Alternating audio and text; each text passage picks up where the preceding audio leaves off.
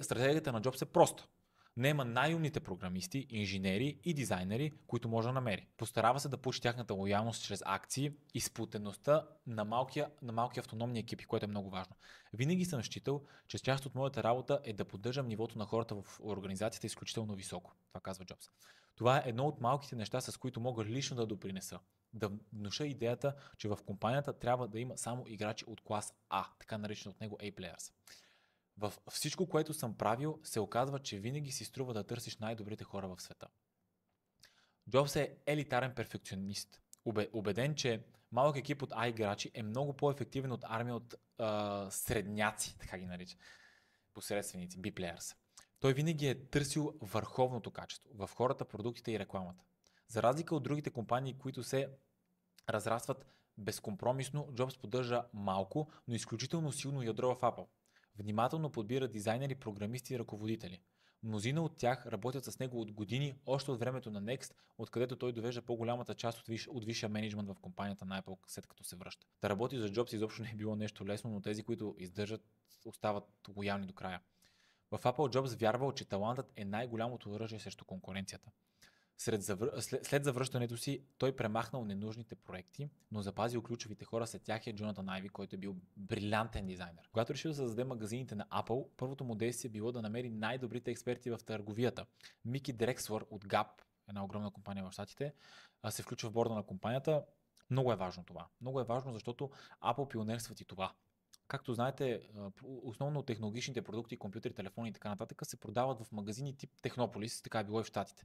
Apple все още, нали, в България iStyle, в Apple е Apple Store се казва, са едни от пионерите в това нещо, които всъщност не са първите, които създават подобно нещо, но са, ако не се лъжа, едни от първите, които оцеляват, защото повечето хора, повечето компании, които са правили подобно нещо, винаги губят пари в крайна сметка и затварят такъв тип магазини на конкретната компания. Още в началото на 80-те години Джобс изгражда своят първи A-Team, група от млади гении, които създават Macintosh.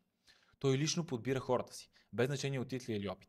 Ако вярвал, че някой може да допринесе, не спирал докато не го убеди. Така, например, успял да привлече Брус Хорн, който вече бил приел друга оферта, но след срещата си с Джобс се отказвал и се присъединил към Apple. Значи той го кани в компанията да разгледа там, звъни му по телефона, казва: утре те чакам в Apple, развежда го и всичко. Той му казал, нали, Хорн му казал: аз съм вече приел, нали, няма как да съм тук. Той го развежда в Apple, запознава го с всички хора в компанията и едва ли не му казва: оставаш тук. Толкова го омагьосва, че всъщност в крайна сметка той наистина се обажда на компанията, с която се е бил говорил и отказва да вземе мястото там и отива в Apple. След като събира екипа си, Джобс им дал пълна свобода и защита от бюрокрацията. Това е много важно. Както казва един от тях, най-важното, което Стив направи, беше да изгради огромен чадър, който пазеше Mac от бюрокрацията от среща. Нали, разбирате, щом си в Mac екипа, там са само най-добрите.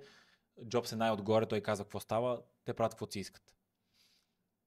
Освен, че винаги търси най-добрите хора, Джобс е и бърз да се освобождава от тези, които не отговарят на стандартите му. Да наема безумно добри служители и да уволнява болзостите, едно от най-дълго следваните му управленчески принципи. Ето какво казва. Полезно е, когато имаш хора, които не са сред най-добрите и трябва да се разделиш с тях. Но понякога именно това е моята работа.